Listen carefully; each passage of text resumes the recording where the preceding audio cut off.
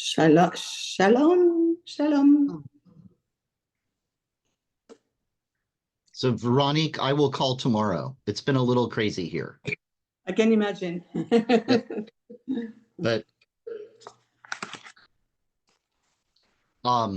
the simple answer is I'll be leaving at the end of June, but we can stay in touch and I'll be with you through the process. Okay.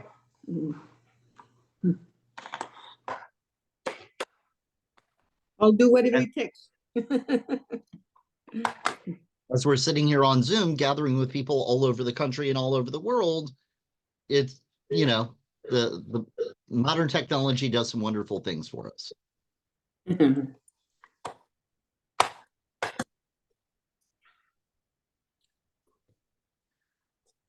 right.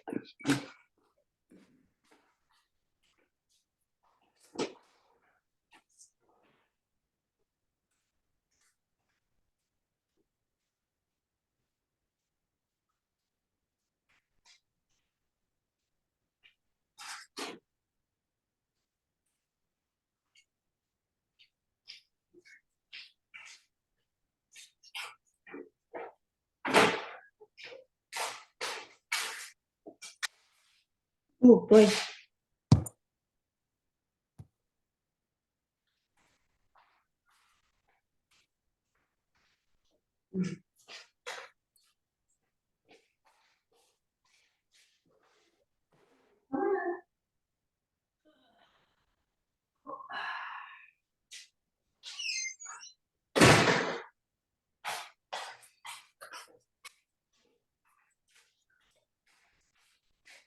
Meet my cat. That is no small cat. No, he's bugging me, so I have to put him outside. Otherwise, he's going to be walking all over the computer. Cats want to be in the center of action.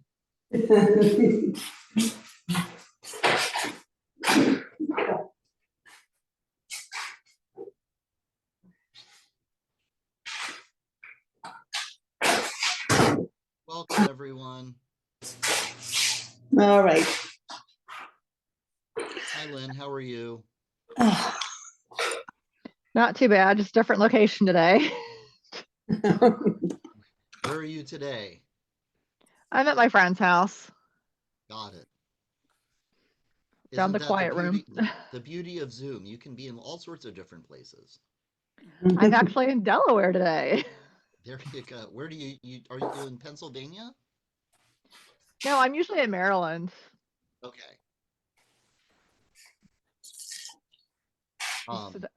My friend lives in Delaware, so I'm up here. Maryland to Delaware isn't so bad.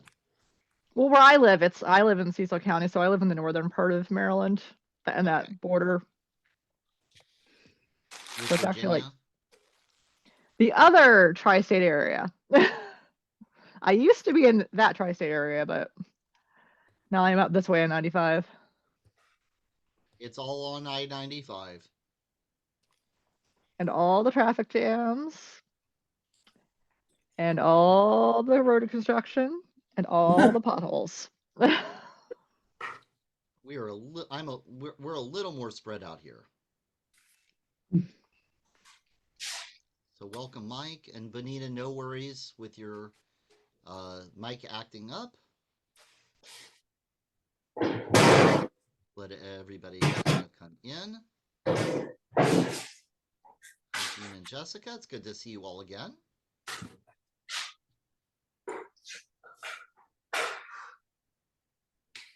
And I think it was Rabbi Emily with you all last week. We ended up doing a trade. Emily, yeah, that was her. So hopefully that didn't throw you off too far. Rabbi, I can barely hear you. Let me double check.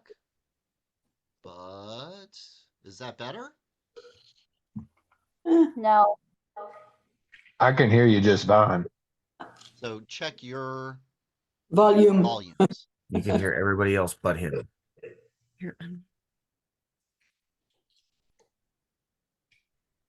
Oh, you all are saying you can barely hear me also? No, I can hear you. That's odd. Yeah.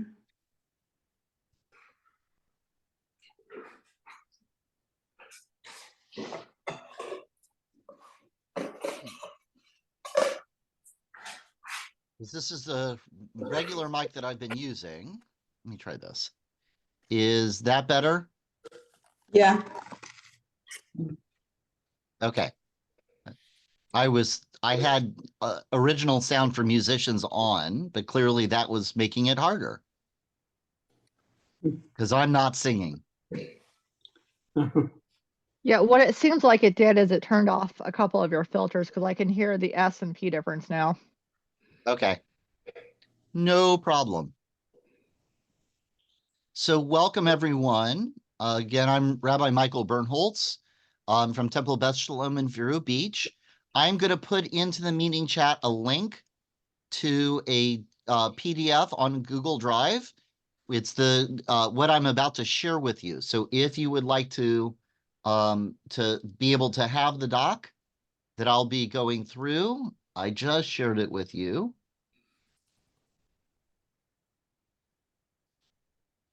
I was afraid of that.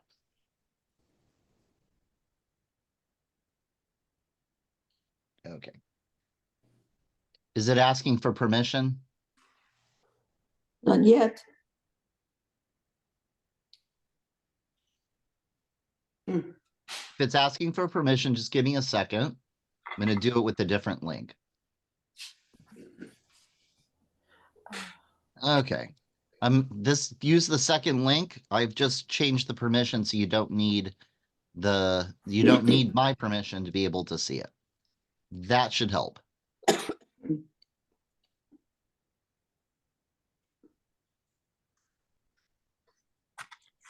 Did that work?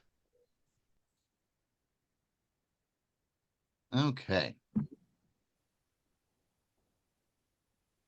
So I am going to go to a shared screen.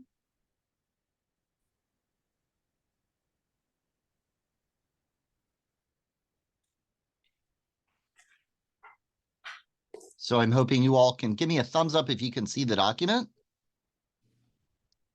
Okay, then I just also have to rearrange my screen. So welcome everyone. Again, I'm Rabbi Michael Birnholz from Temple Beth Shalom. I'm in Vero Beach, Florida. So I'm on the east coast of Florida in a small congregation. And if you all want to put into the chat where you are, that helps me kind of get a sense where everybody is. It is lovely if you turn on your screen because it's easier to then know that I'm talking to some smiley faces. If you can't turn on your camera, I absolutely understand. And as I tend to do, what I would tell you is the best way to get my attention as I'm going is to use the raise hand function. And if or to use the chat, because I will try to keep my eye on it and monitor it. If one of those doesn't work, you just call out and say, Rabbi, I have a question. There's not so many of us here that we can't do that also. And so tonight we are actually going to be talking about afterlife and rituals at the end of life. And they're kind of two different things. One is, what do we do when you survive, when you're a live human being, someone you love has died? What are the rituals of Judaism? What are the rituals, texts, and artifacts of Judaism that we use to make somebody's memory into a blessing? And the second is, what does Judaism believe happens to us after we die? Okay. Some of this I'm going to be able to tell you direct answers. Here's an answer from Judaism. And some of this, unfortunately, is either fortunately or unfortunately is going to be the very good Jewish answer that I'm going to give you 3 or 4 different responses for you all to work through. Okay. But we are talking about death and mourning. I realize that is a sensitive subject. It is hard to say goodbye to someone you love. We have lots of rather incredible Jewish rituals around this topic, but it is also central and important to Jewish life. And so if you look actually on the handout, and again, if somebody needs it, I'm going to post one more time for everyone.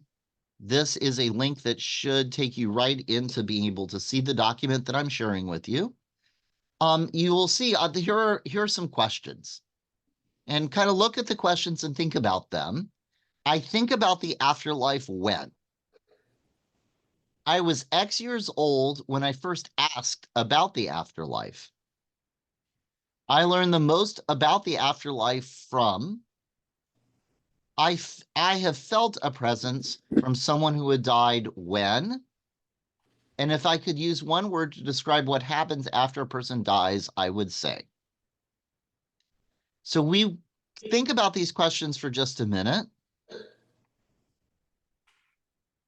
And I am curious if anybody has a response to a quick response to any one of the five. If there's a question that jumps out at you, you're welcome to answer in the chat, and you're also welcome to answer in person. I think about the afterlife when I think about my own mortality. Okay. Oh.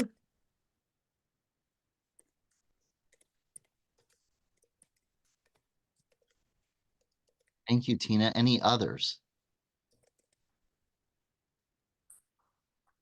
For number 5, I guess I'd use the word mystery to describe what happens once someone dies, because, even though there are many things that we would like to believe, many things that we might have been told to believe, no one can really be 100% sure of what happens. Okay. So the uncertainty of knowing what happens creates that sense of mystery. Levi says number 5, when it has to do with mourning family. Rituals after they pass, like still like my grandma for 5 years after my grandpa passed would still set his place at the table and put the bread out on the table for him. So continuing to acknowledge somebody's presence physically. There's a beautiful Publix commercial right around the winter holiday time, right around Christmas time, about a grandfather trying to create that same sense of Christmas for his children and grandchildren that the grandmother had made. And it was really quite a fascinating, powerful commercials. I have to say Publix, which is one of our supermarkets, does some really powerful, beautiful commercials. Raven wrote, when my Nana passed and we were driving to see family that day, the vocal book she gave me started playing out loud without being opened and kept repeating, I love you. Some of us have had some really rather incredible experiences like that you can't explain, or maybe you can explain. We'll talk more about that. So when someone in my family dies, I have the menorah lit up all the time to represent the soul of the soul. And Jean and Jessica, you have your hand raised. Oh, no, I was going to say for number 4 that I felt a presence from someone who had died and it was similar to what you said, Lynn, when a song comes on the radio out of nowhere, and I feel like it's kind of a message. And so we will talk a little bit, we'll continue to talk about afterlife. And these are the kinds of different questions that we bring to it. None of these are necessarily Jewish questions. These are just human questions that we could ask in any group. So I'm going to go to a text that is one of the texts that always catches my attention. Elu devarim she'ein lahem shi'or she'adam ochel perotehem bo'olam hazeh v'hakeren kayemet lo la'olam haba ve'eluhen. These are the things we do in our lifetime that make this world a better place and will be remembered about us after we have died. Okay? And so I want to point out the translation. These are the things that a human does that we eat the fruits of it in this world, but the principle remains intact for the world to come. And those terms of the world to come and this world are technical terms in Judaism. You have Shemayim, you have the heavens. Those are the stars and the planets and the sun and the moon. That's up in the heavens. We have this term, Olam Haba, Olam Hazeh. This world and the world to come is a different, we don't talk about heaven, we talk about the afterlife, about the world to come. Okay? So it's a little bit of a different, in English, we talk about heaven using both terms, both for the astronomical heavens and for the sense of afterlife. In Hebrew, they're two kind of different concepts. Now, here are the deeds. Kibud Avaim, which is honor your father and mother. Ugmilut Chasadim, do acts of love and kindness. The Hashkamat Beit Hamidrash, Shacharit Va'arvit, attend the house of study morning and night. The Haknasat Orchim, welcome guests in your home. Uvikor Cholim, visit the sick. The Haknasat Kala, celebrate with a bride and groom. Ulvayat HaMet, pay respects when someone dies. V'iyun Tefillah, pray to the best of your ability. V'hava'at Shalom Bein Adam L'Chavero, make peace when people disagree. The Talmud Torah Keneged Kulam, and realize that the study of Torah is equal to them all, because by studying Torah, we learn how, when, and why to do all of these things. Okay? So I want you to see this text. You will often see this accompanying the prayer for study. But there are a couple of them that really should jump out. You have Vikor Cholim, visiting the sick, which is at the end of life. Doing those visits is quite powerful. And this Ulvayat HaMet, it says, the translation here is pay respects when someone dies.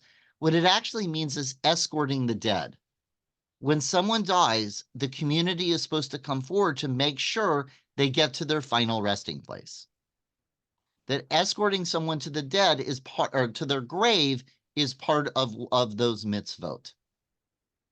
Okay, so I explained a little bit with Elu Devarim, with that opening of Olam Haba, the Olam Hazeh, this world and the world to come.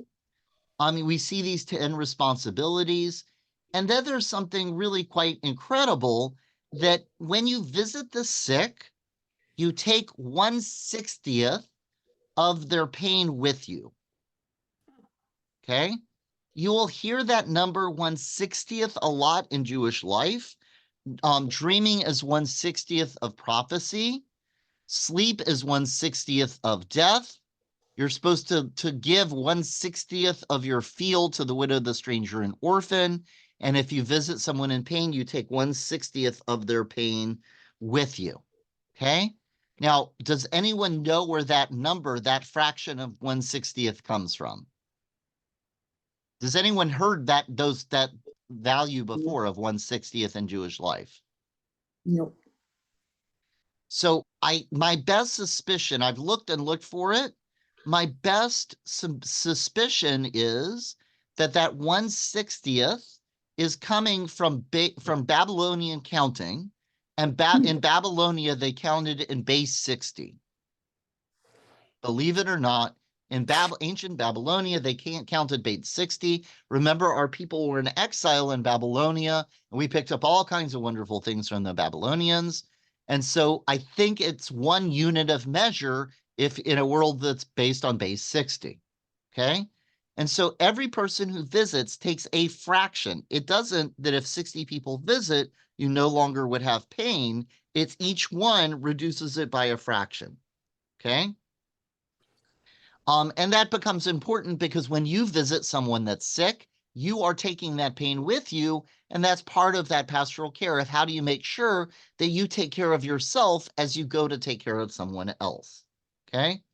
The other thing here is you'll see Yehuda, the name Yehuda Hanasi, Judah the Prince. He is the rabbi who helped put together the Mishnah, which is a book of the first book of Jewish law post Hebrew Bible, 200 years after the destruction, 150 years after the destruction of the Second Temple, saying, how do we live out our Judaism? At the end of his life, something extraordinary happens. He is dying, and his students don't want him to die. He is the one who helped figure out Judaism and move it forward. They don't want him to die, so they pray for his recovery. And because their prayers are so powerful, he can't die, but because he is so sick, he can't be healed. A nursemaid goes up on the top of the building where they are praying for him with a holy book and throws the holy book off the roof past the window where they're praying. Now, what do they do, of course, when a holy book comes flying past the window? They don't pay attention Run to after it. They don't pay attention to the dying person who's going to They be stop dying. their prayer, and Yehuda Hanasi is able to die, but the nursemaid is not punished for throwing the book off the roof, or the holy book off the roof. And that's one of those places that becomes the really interesting basis in Judaism. We do everything to preserve life, but we don't postpone death. That is a whole big discussion, but I wanted you all just to be aware that these are some of the discussions we have as we're talking about the end of life, as we're talking about afterlife, as we're talking about some of these different rituals, that we do everything to preserve life. That's that term pikuach nefesh, that you do everything to preserve life, but you also don't postpone death. Now, one of the questions that will often come up is organ donation. Judaism is very much in favor of organ donation. Once you die, you are giving up possession of your body. And that means that by giving those organs away, what do? You're giving somebody else the opportunity for life. Okay? So I just wanted, as we're having these conversations, being aware of that you're returning your body back to God. And so those are some of the issues around organ donation that you will see in Jewish life, and about that, and some end of life stages. Okay, so here are some of the different time frames that you might be familiar with. And if anybody has a question, please feel free to stop me as I am going through all of this. There is a time of aninut, which has to do with limbo. Okay, somebody has died, and you're in this liminal space until you get to the funeral, okay? You're still trying to absorb the reality of your loss. It's also a time of action. You're making arrangements for a funeral. You're getting your family to where it needs to be. There might be financial issues and death certificates, all those kinds of things. And you also do kriyah, the tearing of the garment. I'll talk a little bit more about kriyah a little bit later. So one of the things that is strange about this period is it's been getting much longer in Jewish life. You might hear that the goal of Judaism is to bury as quickly as possible within the first 24 hours. In places like Israel, where everybody is really close by, it happens. It is getting harder and harder to do that in the United States because of travel and because of the physical details and responsibilities you have from going from somebody dying to being able to get to a cemetery. I will talk about cremation in a little while, do not worry. It is taking longer and longer. I'm seeing it take 2 to 3 or more days for people to be able to travel and for all of the arrangements for funerals to be made. That means this period of time is getting longer, which gets to be challenging. You don't get to start that formal mourning process until you get to the funeral. Okay? So the next step is the funeral. You will say Kaddish, and I'll talk about Kaddish in a little while. You will also have a eulogy, a chesped. And a eulogy in Jewish life is not saying that somebody is the best person ever. The goal of the chesped is to honor the person, how they move through the world. And I choose that word honor very carefully. The Hebrew word for honor, kavod, has to do with weight or gravity. You want to feel the gravity of somebody's presence. How did they move you? How did they shape you? How did they leave their imprint on the world? Okay? And so that's where you're telling the stories of who that person was and how they moved through the world. You also will recite El Malei Rachamim, which we'll see in a little bit, which asks for God's protection of the spirit. And one of the other things you will see in Jewish life is the lowering of the casket into the grave and shoveling earth from Israel into the grave. So this, you might see, is a packet of soil from Israel. These are very common in Jewish life. Interestingly enough, we did a rummage sale, and a number of these ended up in the boxes from the rummage sale. I'm guessing one of the funeral homes gave them to people. They didn't know what to do with it, and it ended up with us. This is soil from the Mount of Olives in Jerusalem. And the story that we tell is that the Messiah, on his way into Jerusalem, will pass by the Mount of Olives first. And if all the dead are resurrected when the Messiah comes, then that means that the people who are on the Mount of Olives would be resurrected first, and therefore you get the practice of the soil. I will also tell you, if that's not your cup of tea, if that's not the theology or story that speaks to you, a lot of people will use this soil because here we are burying in the United States how incredible it is to include soil that connects us with the land of Israel to the place where Abraham, Isaac, and Jacob, Sarah, Rebecca, Leah, and Rachel are buried, where our ancestors walked and where they lived. We connect this place to that place. So you will often see that either placed in the casket or just placed into the grave. You will also see the very often the grave filled in. So in Florida, we have to use now I'm blanking on the word, vaults. We have to use concrete vaults that go over the casket, but we will fill the area around the casket with soil. In other places, you might not, and you might just be filling in the grave. Why do we do this? Because if somebody has died, we want to do what we need to do to escort them to their grave, to take responsibility for our loved ones, to make sure they get to their final resting place. The other thing you might see is the blade of the shovel inverted. We know we are going to do this act of love and care, but we're going to do it in a way that's less efficient, that's going to make it harder on us to do, because we know we want to do this. We know we want to take responsibility, but it's hard to do, and so we're going to do it in a way that's not as efficient, okay? That's the funeral. After the funeral, you start a count of 7 days. This is called Shiva, which means 7, and during that time, the mourner, and depending on the family and community custom, I'll talk about that in a minute, stays in the house. The idea is that your energy is going into honoring and remembering the person, and you don't participate in parties and celebrations.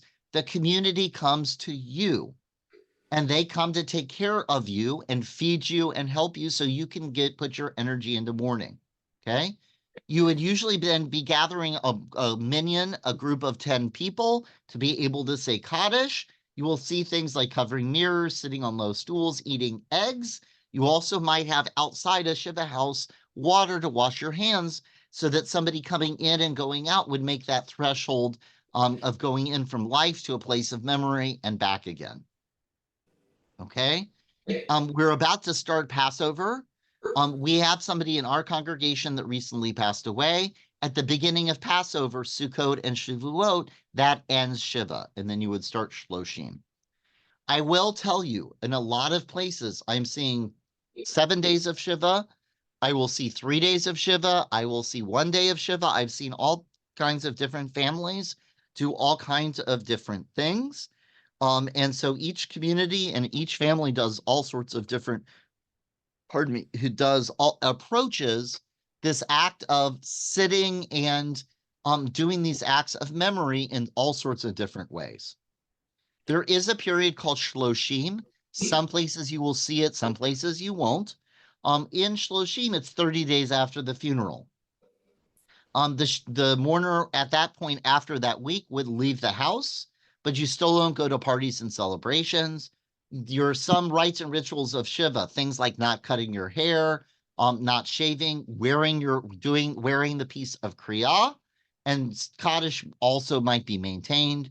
And finally, that goes through an unveiling. So at the first death, and there is a tradition that you do this at 11 months, not 12 months. And what you're doing is you go to an unveiling is an unveiling of the headstone, and you are dedicating the headstone. This is kind of when you're going to that grave, and it's modeled after when Rachel dies along the path. Jacob sets up a pillar to mark her grave. He can't get her back to the cave of Machpelah, where Sarah, Rebecca, and Isaac and Abraham are all buried. And so he sets up a pillar along the way. And so this is a reminder of what we do with unveiling. You also might have heard of Yahrzeit. Yahrzeit is the anniversary of death. And so on the anniversary, you find a place, whether it's a community on Shabbat or a funeral Kaddish minyan, and you would say Kaddish, acknowledging the anniversary. You also might hear a yahrzeit candle lit at that point. And you would, and those are also times of visiting the grave. The final piece is called Yisker, which means memory.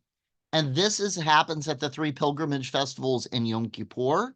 And there's a special service of memory at that time for everybody who has lost someone in the last year, but many people will come to those services just each time during the year to honor and remember those who've died.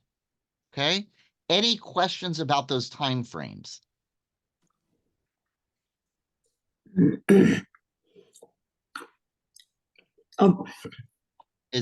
Yes, go ahead, Veronique.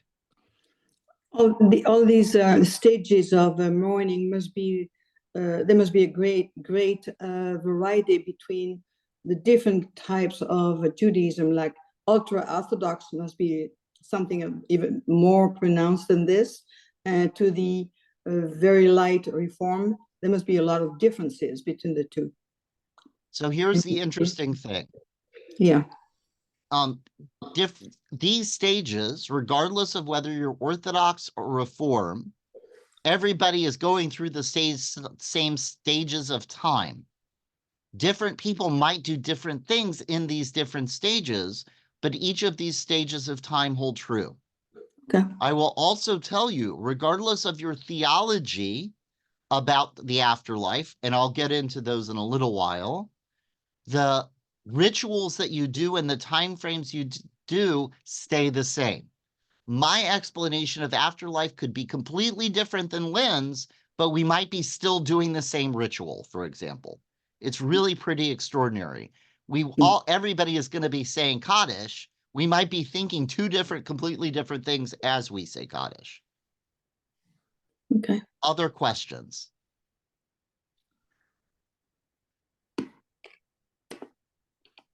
Has anybody seen any of these rituals before? No.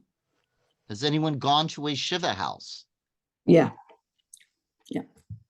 You also might see hard-boiled eggs. They're very common at a Shiva house because of the whole idea of renewal. I'm going to go ahead and... They're behind me. Okay. This is actually that is a great question, Mike. I'll answer that in just a second. This is a Shiva candle. So this is a candle that you light when you get home after you've come from the cemetery, and it burns for 7 days. There are smaller yahrzeit candles. I forgot to grab one for you all, but that are lit on the yahrzeit. And then this is the Kriya ribbon. Some people will tear an article of clothing. So that is true, Veronique. In the Orthodox world, you will probably see somebody tear an article of clothing. Very often in the Reform world, you will see people tear a ribbon like this. It is incredibly beautiful and powerful to tear a piece of fabric. It's just a little black ribbon. Mm-hmm. It is incredible to tear a piece of fabric. It is an incredible sensory experience to feel it, to hear it. When someone you love dies, the fabric of your life is torn. Mm-hmm. All of the rituals we do are all about threading their memory back into the fabric of our lives. Even if you tear a piece of fabric and sew it back together, you will always see that seam, that change. And so you don't actually ever sew a Kriya ribbon or a torn piece of clothing from Kriya back together, but symbolically you are doing that act of repair and weaving that person's memory into the fabric of your life. It is a very powerful, incredible ritual. So I wanted you all to be aware of that. And then Mike is asking, is the yahrzeit on the date of our loved one's death in the Gregorian calendar, the Hebrew calendar? The simple answer to that, Mike, is yes. Different people do different things. I know our software that we use to offer people for yahrzeit, we actually ask them, do you want to follow the Gregorian calendar or the Hebrew calendar? And different people do all kinds of different things. Okay. So here are some any other questions? reflections, things you've seen that you're not sure about.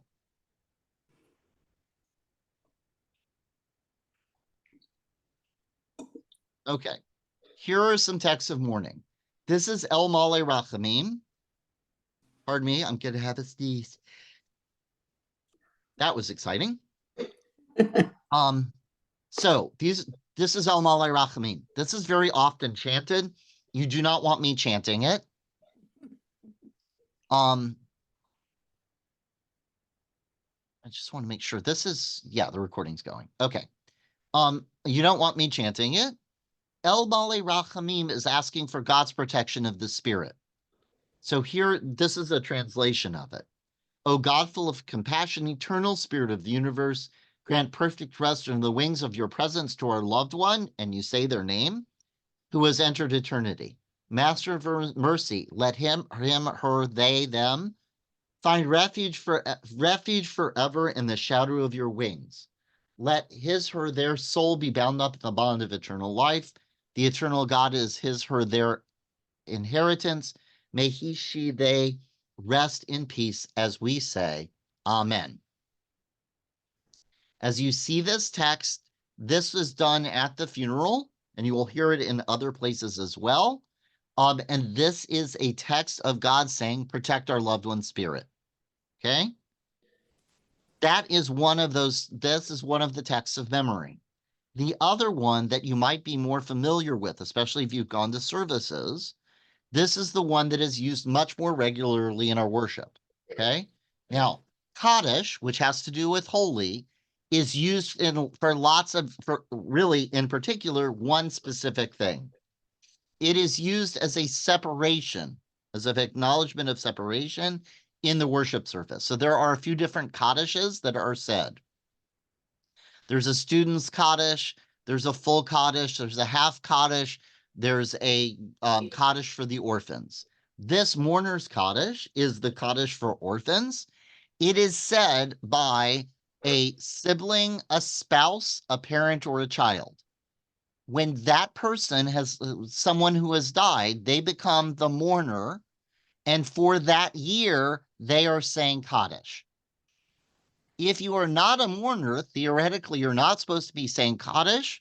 Reform Judaism is a little more flexible than Orthodoxy is on that. If you are not a mourner, it doesn't mean that you're not doing some of the rituals.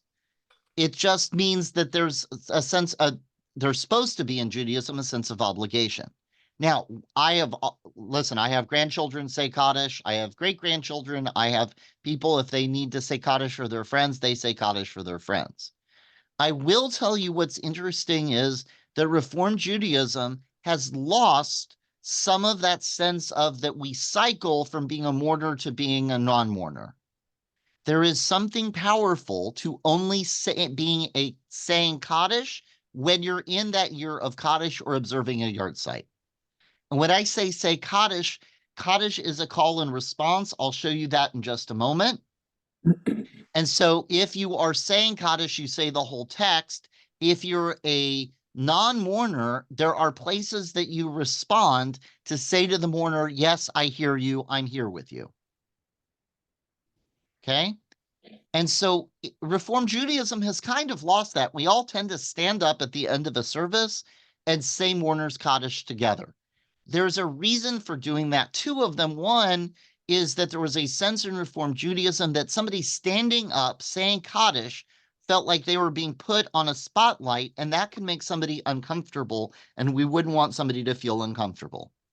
The other is that we also realize there are lots of people, especially in the wake of the Shoah, in the wake of the Holocaust, who have no one to say Kaddish for them. And so there was a sense in Reform Jewish life that we are always going to say Kaddish for those who had no one to say Kaddish for them.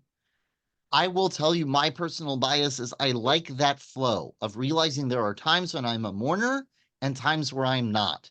It is really powerful when you're a mourner to hear those people respond to you, or when you're a non-mourner to know that you can show up to support somebody.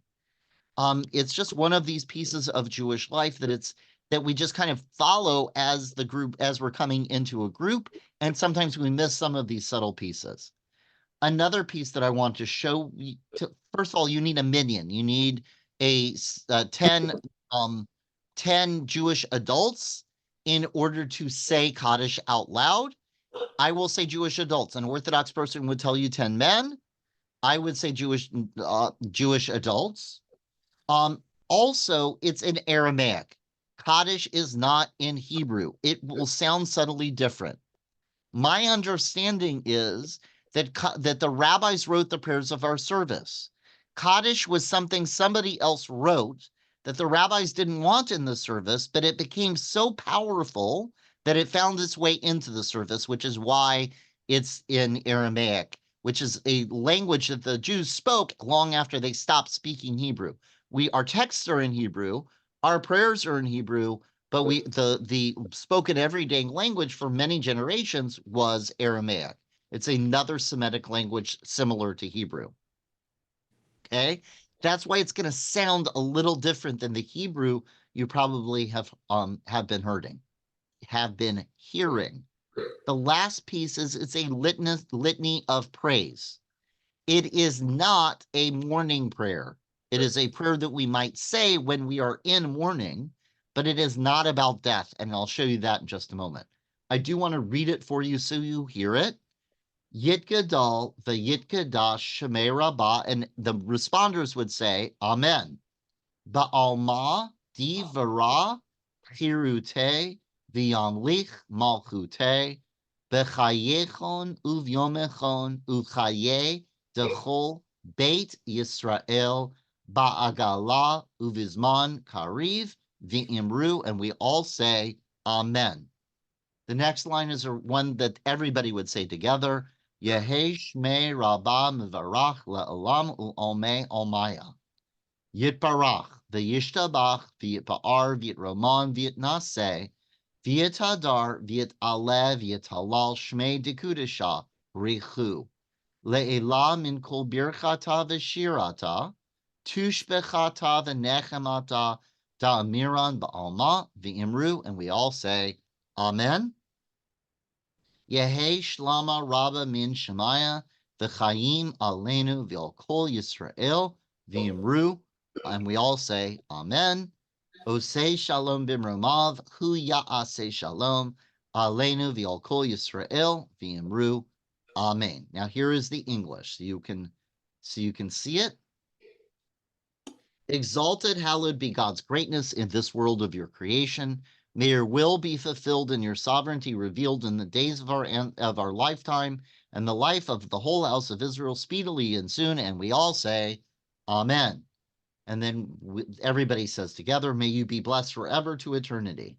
The second paragraph, may you, most holy one, be blessed, praised, honored, extolled, glorified, adored, exalted above all else. Blessed are you beyond all blessings and hymns, praises and consolations that may be uttered in this world. And we say, Amen. May peace abundance descend from heaven with life for us, for all Israel. And we say, Amen. May God who makes peace on high bring shalom, peace to us, to all Israel. And we say, Amen. Now, this is a litany of praise. If you are sad because someone you love died, it is hard to want to turn around and praise God. And yet that's what we do. Sometimes it's about moving us forward, and sometimes it's about pushing back on ourselves. In Judaism, you'll hear me often say, when we are tempted to cry, we laugh, and when we're tempted to laugh, we cry. It's just, this is part of the Jewish response. And the other piece you'll hear is very often you'll hear Psalm 23. Think about Psalm 23. You walk through the valley of the shadow of death. What is the verb? It's walk. You don't rush through it, and you don't sit in it. And so Judaism has an even measured pace to move you from that place of saying goodbye to your loved one. So you don't try to rush through it. So you don't say, somebody died, I'm done, I'm going back to my regular life. And at the same time, you don't stay in a perpetual state of mourning forever and ever and ever. There are set time frames and set rituals. It doesn't mean that in that time frame, you're suddenly going to be over it, but the idea is to help you keep moving forward. Questions? I'm curious how many of you are in congregations or have seen services where everybody stands for Kaddish. Not me. And that is really common in the Reform world. Even though I teach what I'm teaching, my congregation all stands for Kaddish.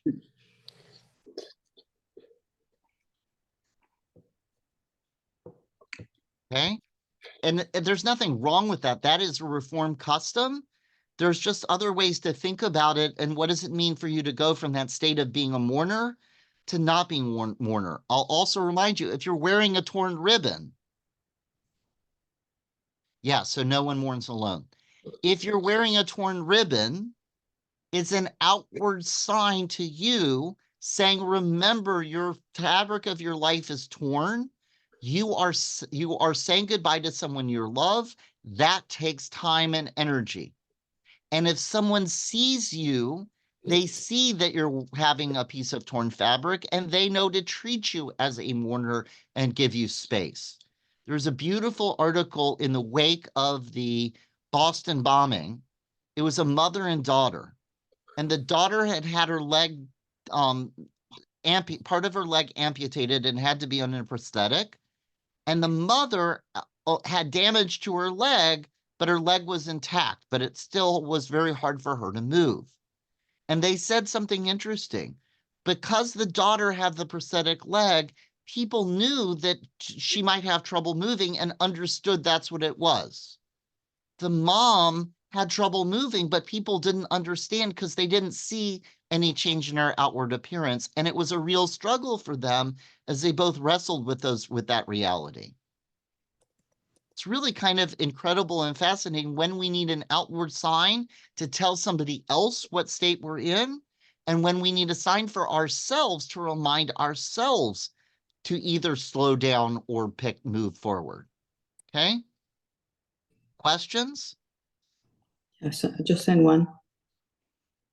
So, yeah, so typically when you hear of a death is when you would tear the ribbon of do the tearing of Kriya. However, very often I do it with the family right before the funeral. Okay. Now I'm going to give you a couple of different pieces of the sociology and theology around Kaddish. And one of the things to realize, there's a couple of different ways to understand Kaddish. One, the original teaching around Kaddish was that our ancestors are in the world to come. To get fully into the afterlife, you need to keep giving them merit points, right? You need to still give them the more merit points somebody has, the better their afterlife outcome was. That is a thread of Jewish theology.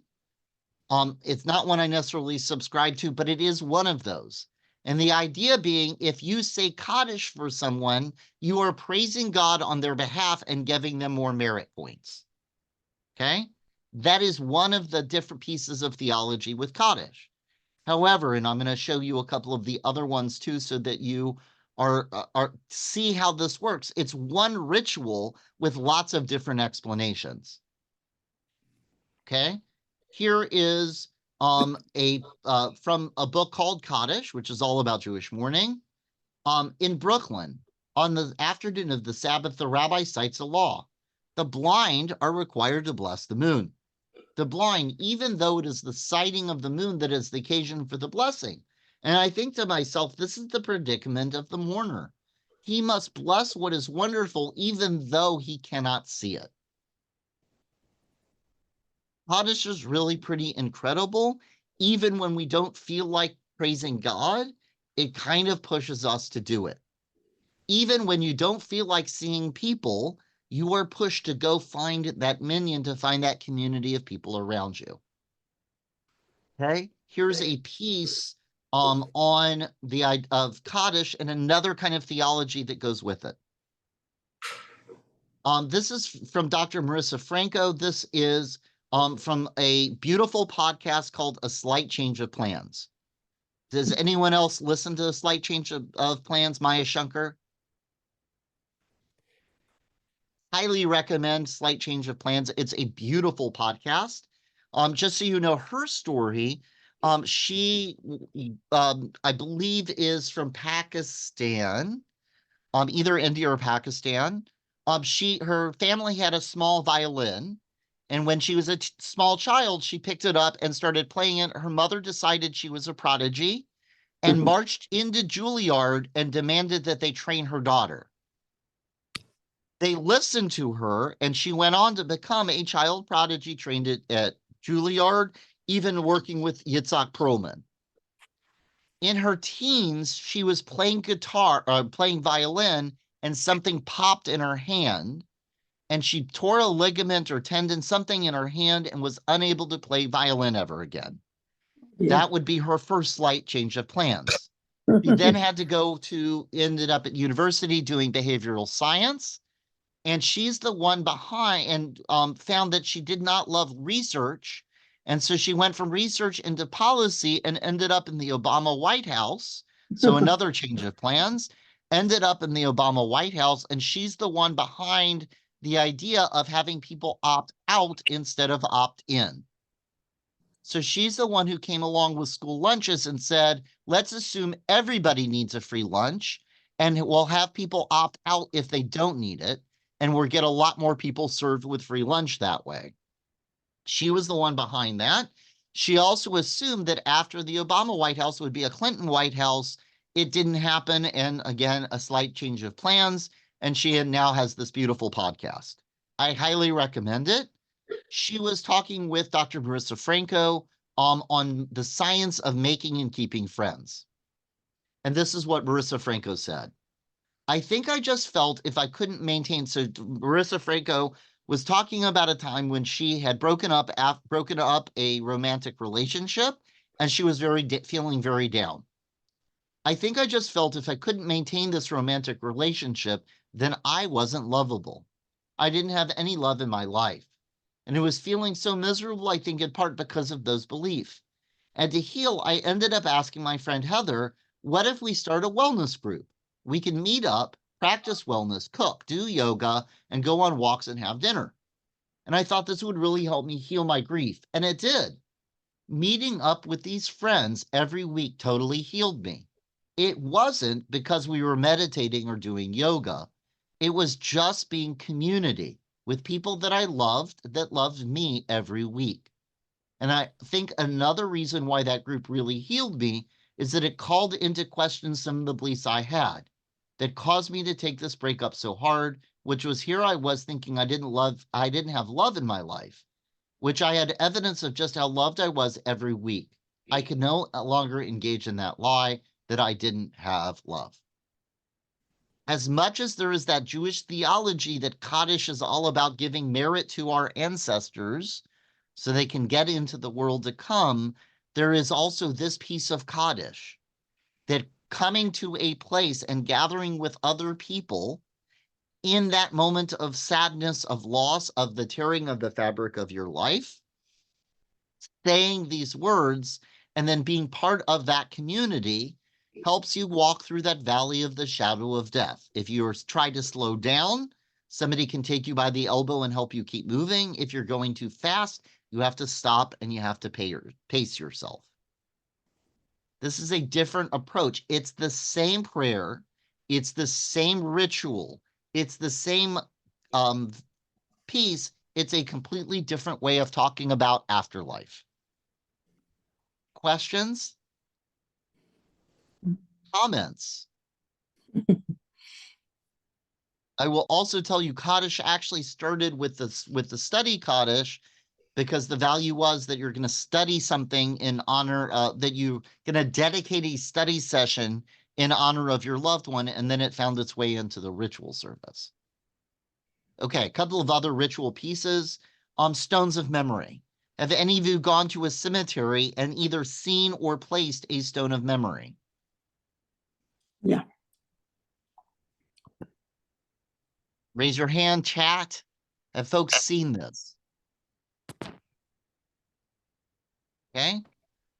What is that? So when you go to a cemetery in Judaism, you don't take flowers. You take rocks or stones. Oh. Okay.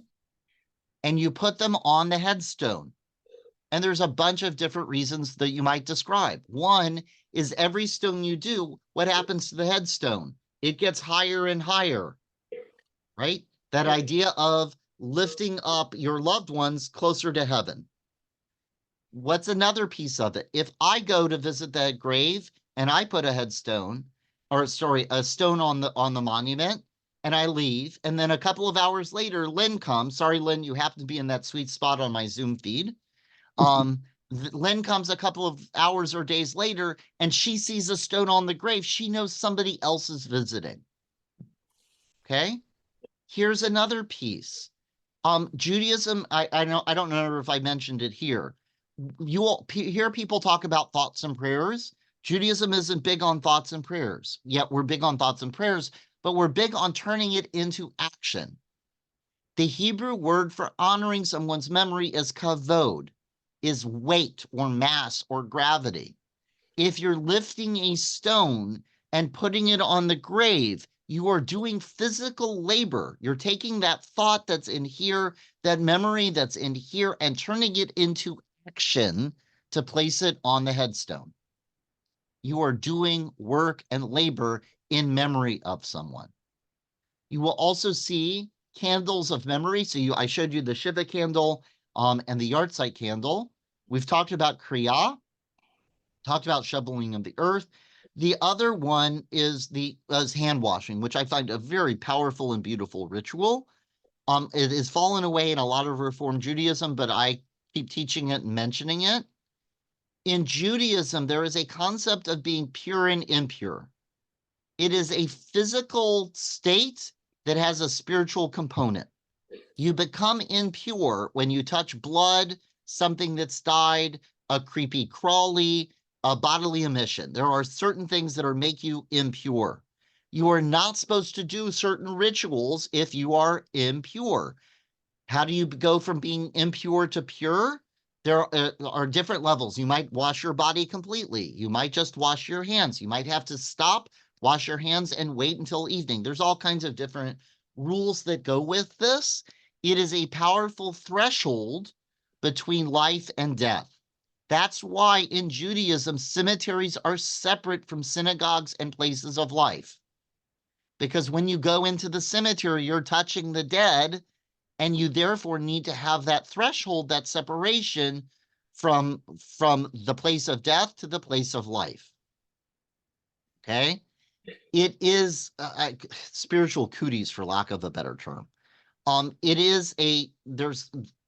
There are lots of other discussions that go with it. It is a normal and natural state. We are always going from being pure to impure.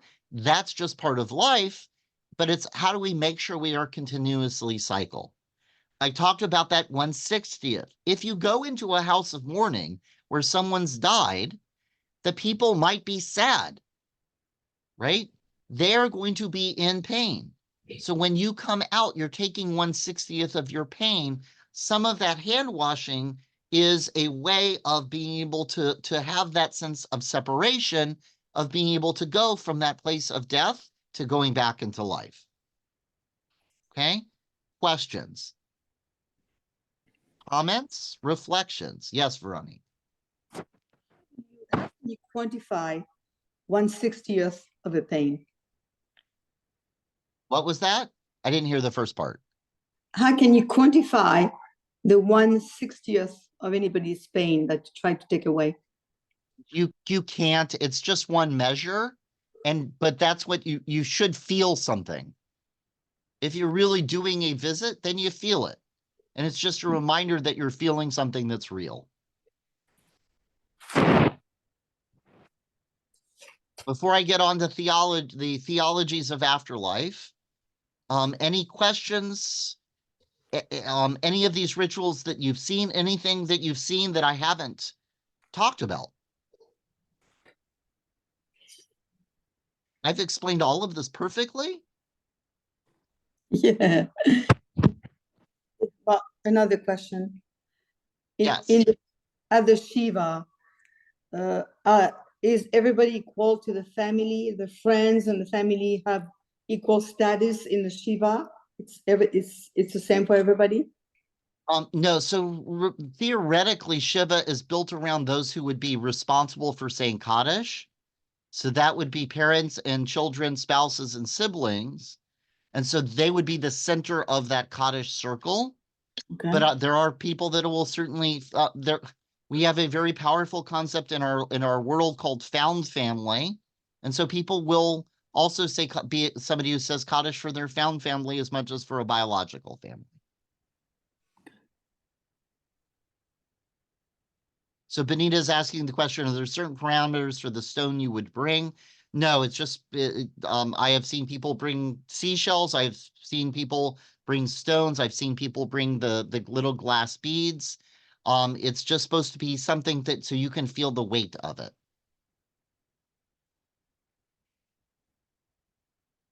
Other questions?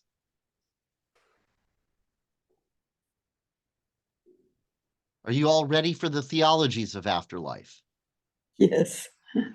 Okay. So, as I said, Elu Devarim, these are the acts without measure that a person enjoys the fruits or interest in this world, and the principal investment remains intact in the world to come. I'm going to talk about it again in both those levels. There is a concept in Judaism that I have to score points with God to get into an afterlife. That is a Jewish theology, okay? There's also that idea that as I'm living this life, I am making an impact on this world, that after I die, that impact will continue to resonate. That's a different kind of theology. I'll talk about that a little bit more. But just realize both of those theologies are very present in Judaism. Judaism does have a tradition of discussion of the nature of afterlife, or of life after death. Because it's beyond the parts of life that we humans control, it's in God's hands in the world to come. Judaism tends to focus on our responsibilities in this world. One of the goals of Judaism is to bring the sense of ideal shalom, wholeness, completeness, harmony, and peace, that we imagine in a perfect afterlife or in the Garden of Eden into this world, okay? I'm going to come down here for a second, then I'll go back up. Don't worry, don't panic. Okay, so in Judaism, we have the Garden of Eden, as in the creation story, and that was a place of perfect balance. I am not sure what was going on there. A place of perfect harmony and balance. All the animals got along, all Adam and Eve got along, all of the trees got along, everybody was happy, everybody had what they needed, until Adam and Eve ate the fruit and figured out morality and mortality and had to leave the garden. When they figured out mortality, they ate from the fruit of the tree of knowledge of good and evil, they become mortal, they become responsible, they leave that state of shalom, where everything is harmony and peace, and they come into this world, okay, which is imperfect. I'll talk a little bit now about brokenness and shards, okay? And our responsibility is to put the world back together, to get it back to that state of the Garden of Eden once again, and that's the time of the Messiah. So there is a sense in Judaism that there's this bubble of perfection out there. We're living in here and trying to make in here into that bubble of perfection. Did you all follow that? Okay. So that's kind of the idea here. As we are going through this, here are a few different pieces also of afterlife. So 4 threads of Jewish thought in afterlife. You will hear lots of Jews say this is my term of being a kaputnik. Kaput means there's nothing. Okay? Ein od. There are Jews that will tell you there is no afterlife beyond memory. Every time we say a person's name or do something in their honor, we bring their kavod, weight, honor, and presence into the world, okay? There are lots of Jews that say we live in this world, there is no afterlife, you only live on in memory. That is an authentic Jewish sense of afterlife. There's also the wind or breath of God, okay? As Adam is created, God breathed life into Adam. In fact, in the morning service, we say, my God, the soul you have given me is pure. You created it, you shaped it, you breathed it into me, and you protect it within me. And at night we say, may we lie down this night and rise up to life renewed. So there's an idea that our breath, our spirit is something that God is putting into this body. Okay? And so we will hear ruach, which means is wind or spirit, nephesh, which is a word for soul, neshama, another word for soul. You'll hear lots of different words. They all have to do with breathing.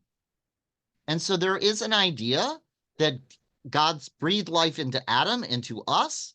When we die, that breath goes back to God, that spirit goes back to God and goes back into the greater atmosphere.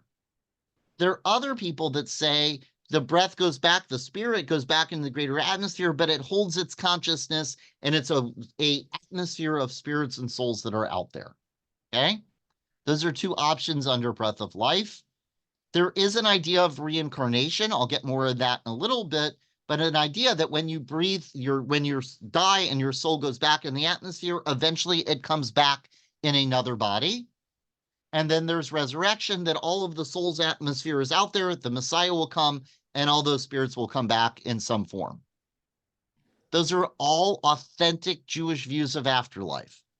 You will find them in different writings and in different places. You will have different Jewish people that will connect with others. The rituals all stay the same. The person who's a Kaputnik does the same rituals that somebody who believes in reincarnation, believe it or not. It's really pretty incredible. Okay. So I have written a chapter in a book on composting, about Judaism, not composting, about Judaism and using composting as a model for understanding Jewish time. So you're going to get a little bit of that. Okay. Humans tend to talk about time linearly, picture moving from past to present in the future. The descriptions of the flow of time in Jewish tradition, you see a bubble, okay? The outer circumference is shalom of Oseh Shalom. There is peace out there, okay? And we are trying to bring that sense of shalom into this world, okay? That shalom is a reminder. It's connected to the descriptions of the Garden Eden, the world to come, Olam Haba, and the Messianic age. These ends or edges of time and place are perfection, where all is working in balance. Between these edges is the world we inhabit. This is this world, or the Olam Hazeh. From the moment Adam and Eve ate from the tree of knowledge of good and evil until the arrival of the Messiah or the Messianic age, we exist in this time of place of separate parts and broken up systems. We have free will, but we have to seek and build order in the chaos and the shards of creation.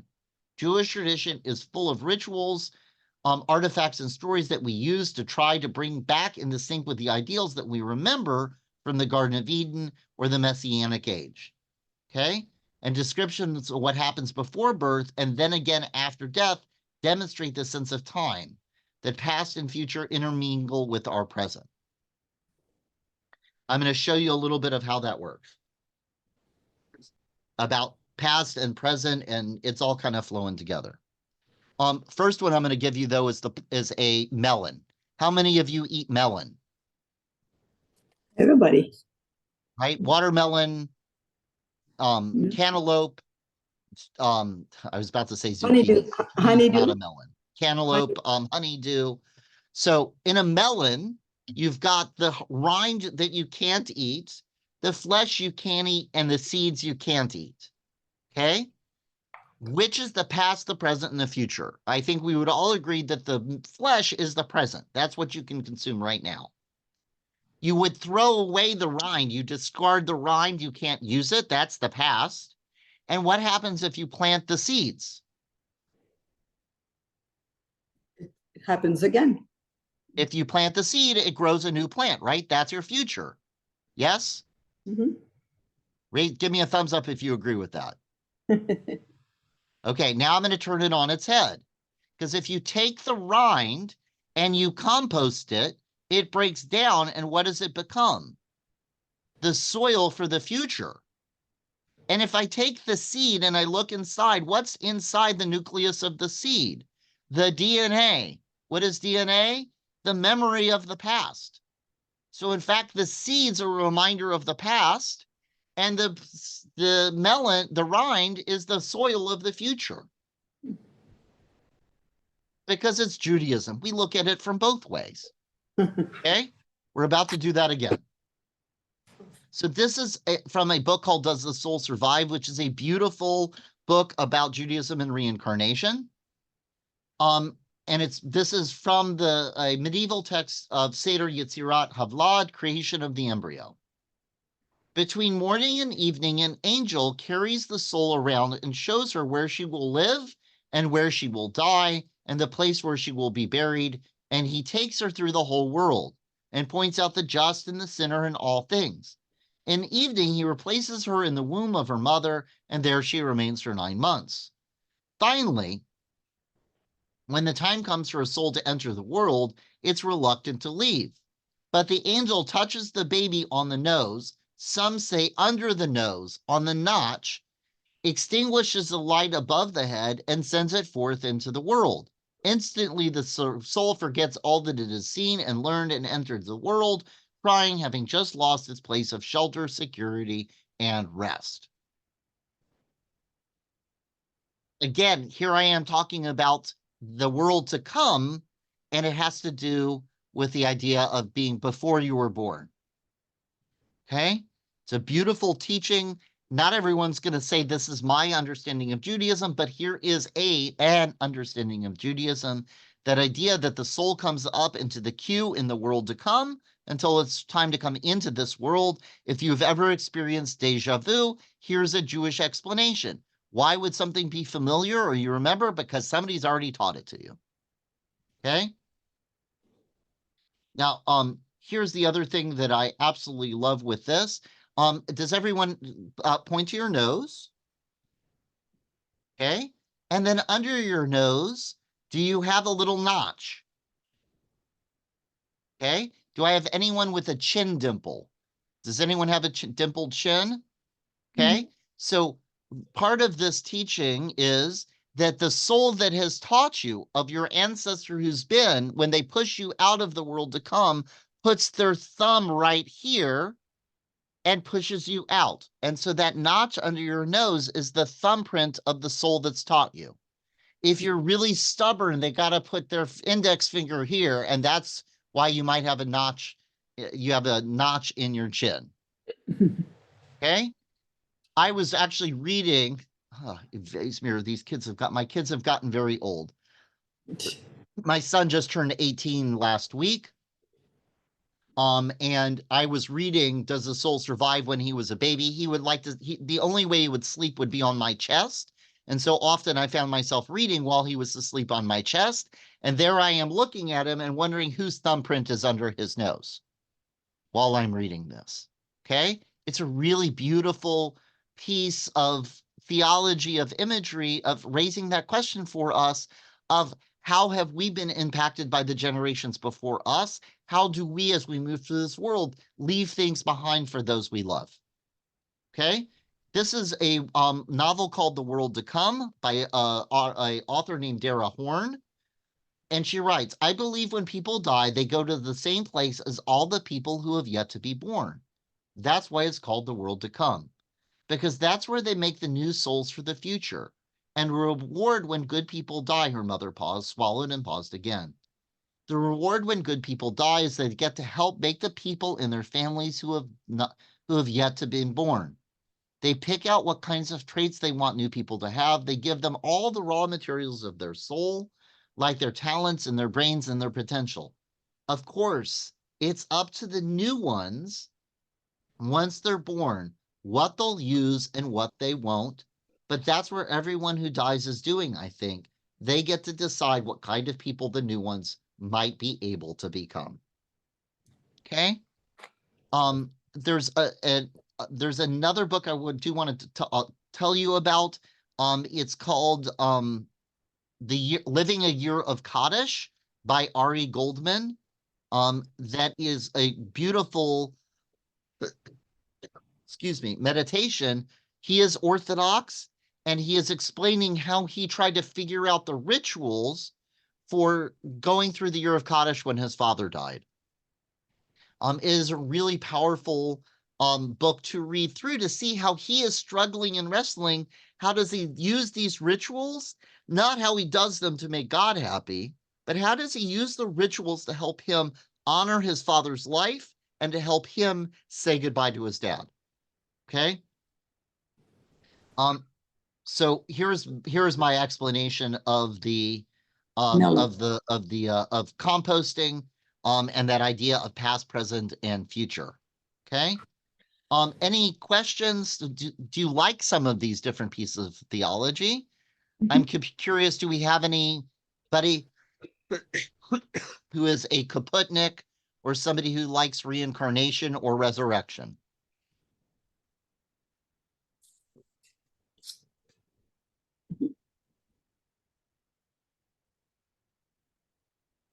Had any of you heard some of these before?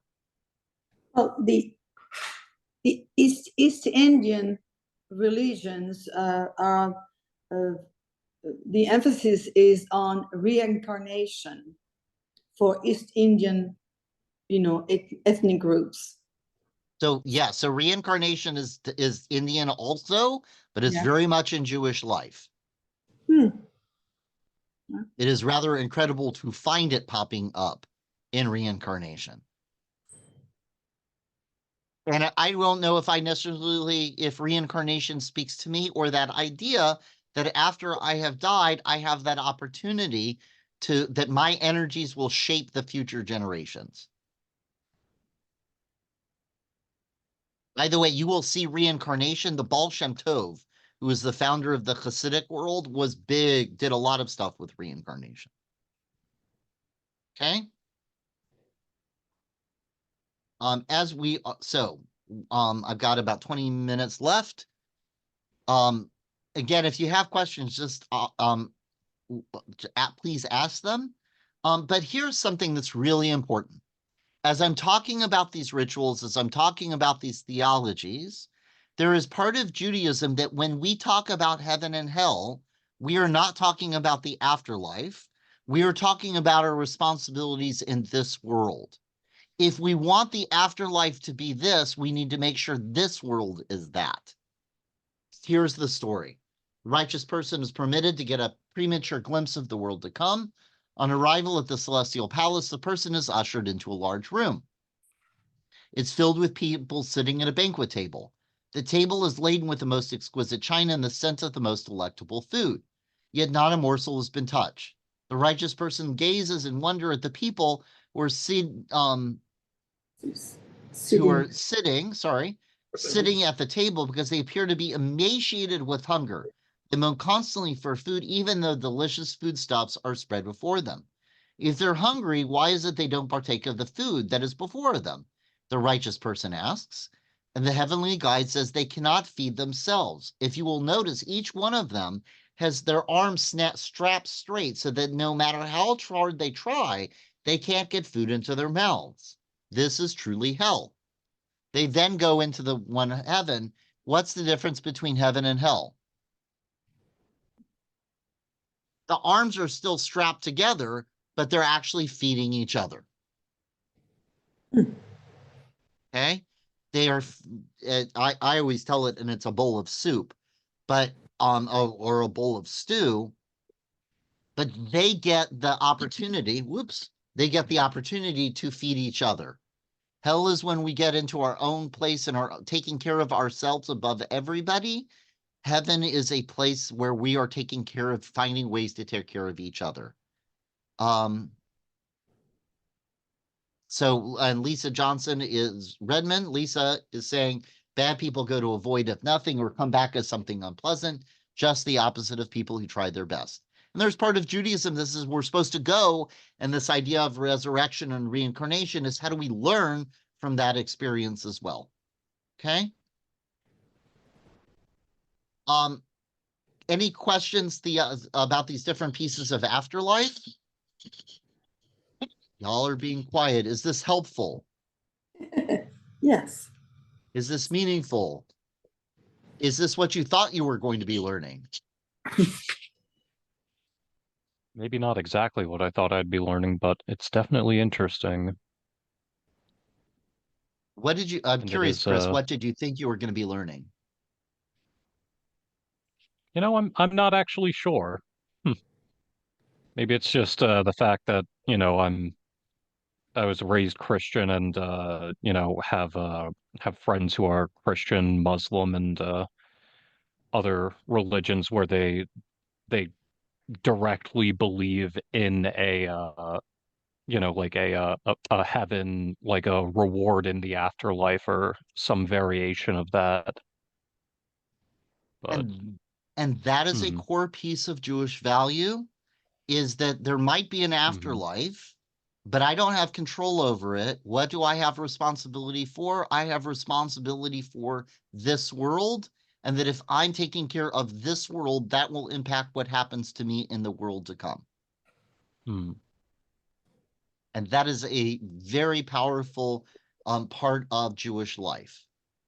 That it isn't just about earning merit for the afterlife, it's about making this world into that place of shalom.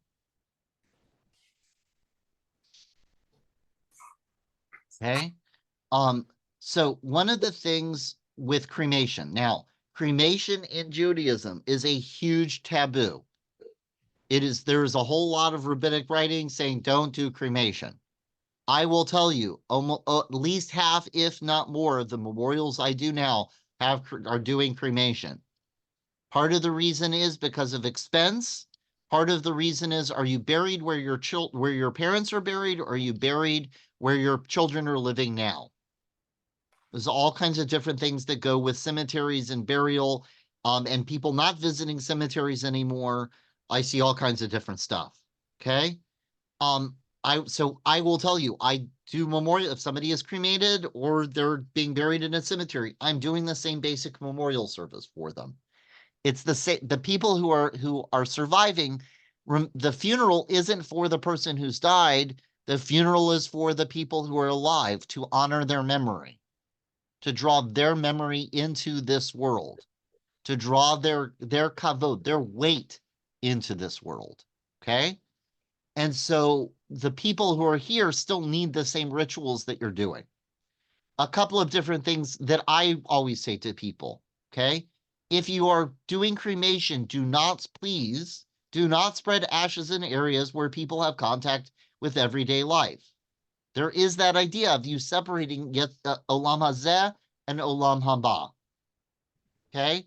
That there is that separation in Judaism of the dead. Dead bodies make a person impure from our everyday routines. That is why we have Jewish cemeteries. They have a border around them. That's why you bury books that have God's name on them. There is that separation of life and death. That is a huge part of Judaism. It doesn't mean that death isn't natural and part of life, but it just means that we cycle back and forth. So just be aware and conscious of that. Okay. The other thing is that I always say, create a concrete place of memory. That doesn't mean like literally cement or concrete. My daughter, who's a civil engineer, would tell me that I should know the difference between cement and concrete. I don't. But make a physical place of memory. Okay. I said Judaism doesn't get stuck in thoughts and prayers. We turn it into action. If you don't have a cemetery to go to do acts of memory, create another place. My wife's grandmother was cremated. They dedicated a bench to her honor. When they want to go and remember her, they go to that bench. I have a member of my congregation. His parents are buried up north. Every time he comes into our sanctuary, he goes to their yard site plaque on the wall and will touch it and kiss his fingers to say hello to his parents. That place of getting to stop and turn that memory into a physical act, that memory into a blessing, is a powerful thing. Okay? That's why you might have yard site plaques. You can see here that you have graves where you place the stones of memory. At our synagogue here, we actually have a garden of memory where we have a marble table with stones next to it. If somebody can't go to the cemetery, they can come to our garden. There's no one dead in that garden, but it's a place where they can stop and do that physical act of memory. Okay? Questions? Yes. Go ahead, So you Bonnie. so you just said that cremation is a taboo in Judaism, but I got the feeling that it's more and more accepted. Is that correct? Yes. And if it is accepted, as you said, that you cannot spread the ashes where people live. But what about spreading the ashes, for instance, in the ocean? Is that acceptable? Again, Judaism doesn't like the idea anyway. So Okay. if you're putting in the ocean, obviously it's going to diffuse a whole lot more than if you're putting into a physical place where people are walking. But Judaism shies away from any of that. Okay. Okay. One of the other things, when you were at a memorial service or a funeral, you will very often see they will create two lines. The mourners are supposed to walk through that line, and you say, "May God console you as you mourn in Zion and Jerusalem. Now go forth in life and in peace." Okay, l'shalom ulchaim, that you're going forward to go to that state of shalom, and that you're going back into l'chaim. I'll go Fiddler on the Roof for you. L'chaim, to life, that you're going back into your life, that we don't stay in those spaces of loss permanently. Question. What about even at a cemetery being buried in the earth with cremation, or not having, even if you don't do cremation, not having any of the artificial stuff put into you to make you look normal, alive, I guess, all the embalming stuff? Yes, Judaism is, you're supposed to be in either shrouds or a plain pine box, with the idea being that you will decompose naturally and return to the earth. So Like, you will what about see that this? in, what was that? Go ahead, Lynn. Because I've been seeing stuff with like those tree pods too. Oops. Yeah, the composting. Yeah. Yes, that is a whole nother interesting layer of technology. And how will that be seen by Judaism? Okay, Because it's part of the idea is you're not supposed to do any damage to the body. You're supposed to leave a body in its natural state and let it return naturally to the earth. So Mike is asking, does have a preference between buried in the ground versus buried in a tomb? Go into the ground so you can decompose naturally. That's the typical normative way that Jewish law talks. I've seen all kinds of different things. because that's what I was thinking is more of an economical, leaving less of a footprint behind and honoring the earth in that way. And so you will hear, so there are, that is a beautiful set of very powerful Jewish values, and it's competing with not doing any damage to the body and letting the body decompose naturally. And that's the place where people have to make those choices of, do I follow this way or that way? If you're making those decisions consciously, then it becomes a powerful and beautiful thing. Because it's like when you get into bones, bones stay. But if you cremate them, I mean, they're still there, but they're much smaller. But the idea, and remember that Hitler specifically used cremation as a way of destroying the existence of Jewish people. And so And that that's is part of, the other back thought in my head too, is like, how do I not do that? right. And that's, honestly, that becomes a lot of the discussion around cremation. Well, Hitler also had mass graves. Yes. Much more than Judaism. And remember that Abraham goes out of his way in Genesis to buy a burial place for Sarah. And so that's very huge part of Judaism, of acknowledging where those individual burial places are. Other questions?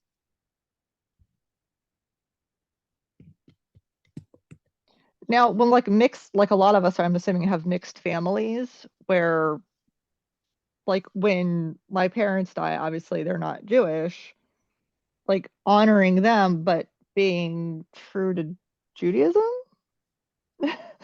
So are you asking me about what happens to their body or what rituals you do? More of their rituals, because it's like I want to honor them in their way, but at the same time, I would still need to take care of myself too. Correct. And so you find the ways that do kind of both and. There are things that you're going to need to do to honor who they are, and at the same time, you might say Kaddish for your parents, even if they're not Jewish, because you need to do those acts of praise to God with a community as a way of walking through the valley of the shadow of death. It is a very, very good point and something that definitely happens. Because it's like with my family, there's two very, very different things that happen. One is very, very, let's just say people put on their good cowboy boots and tuck their shirts in and put their clean jeans on. And the other is extremely formal. And it's, I mean, dressed to the nines, receiving lines, like the viewing is usually 7 to 8 days. It's a thing. And so, that's an interesting point. Judaism does not do viewing because, again, you're not supposed to have you have to have that separation between the living and the dead. There is an idea that somebody sits with the body until it's time with burial, but you usually don't have viewings in Jewish life. Then if sitting with the body with cremation, are you sitting with the urn or the box? Different people do all kinds of different stuff. You will see burial of cremains in some Jewish cemeteries. And some Jewish cemeteries permit non-Jewish relatives to be buried there. Some do not. Yeah, it's like my parents, I know where they're going because they're military and they've got all that figured out, but it's just kind of that honoring myself, but honoring them and honoring God. And so these are all different tools for you to use what you need to be able to do what you need to do to honor their memory and to help you to say goodbye to them. So Tina is asking, why do we sit with the body? A lot of it's out of respect. There's a concept called a Chevra Kadisha, which is a burial society. They actually take, when somebody has died, they take the body and they wash it in a very particular way and wrap it in shrouds as a way of showing respect for the body and protecting that, because the body is also seen as a gift from God. And so that act of sitting with the body is a way of showing that love and that respect and that care. Some places do that and some places don't. Some people do a full act of washing, of tefillah, and some places will not. Yeah, here's another burial question. Because I know in like other cemeteries is you have to pay to open the grave site and you have to pay to close the grave site. Is that a thing in Jewish cemeteries too? That I do not know specifically. I'm going to guess there are different fees for different places, and it might depend on where you live. But I would assume if you've already opened it, you've got to close it because wouldn't want a gaping hole there. Yeah, it's like we've learned that the hard way with stuff with my family is, oh, you have to pay to open it and you still have to pay someone to close it. So it's a couple $100 to do this and a couple $100 to do that and a couple $100 to print things. And it's like, I know that like we have stuff set up with some of the family to prepay for things. So everything's done, pull the papers, call the people, and we're good. But is that also a thing with Jewish cemeteries where you can have stuff arranged as Yes, well? you can definitely do. It's a lot of it is the same stuff regardless of the funeral home. Okay, because it's just, especially not having a partner in that respect, it's kind of being And able some to places preparate for have some places have specifically Jewish funeral homes, and other places where I live, we do not have a Jewish funeral home here, but we work with all of the general funeral homes, and they take care of our congregants. And if somebody wants the full washing and the Chevra Kadisha, they actually go down to Palm Beach and then come back.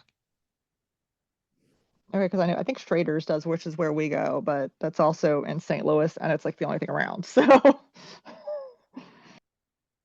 Other questions? Be good. So next week is Passover, starts on Monday night. And then Tuesday, and a lot of people will do a second night Seder as well.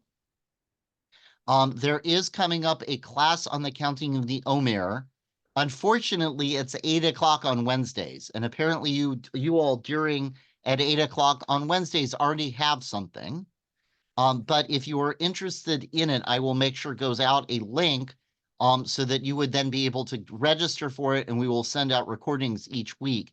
It's a different rabbi or pair of rabbis that will be teaching the different midot or values that go with each of the weeks of the counting of the 7 weeks between Passover and Shavuot, which is called the counting of the Omer. And then at Shavuot, there is also going to be a small congregation rabbis doing a Tikkun Leil Shavuot, a whole night. It starts at 8 p.m. Eastern and goes to 8 or 9 a.m. Eastern. Every hour, 2 to 3 to 4 rabbis teaching different classes all over the country, all over the world, frankly. So I will include that in the recording with tonight's class. Any other questions? So you're saying that next Wednesday, there won't be any class? Next Wednesday, there will be class. It'll be regular class. Oh, okay. There'll just be another class with another group also. Okay. Any other questions?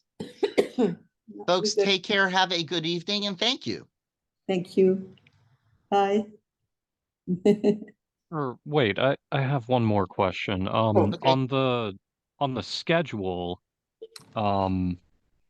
that you guys gave us, it said April 22nd to 30th. It said Passover, so there's no session on April Oh, is there no session 24th. next week? Hold on, I'm opening it Yeah. up. That is entirely possible.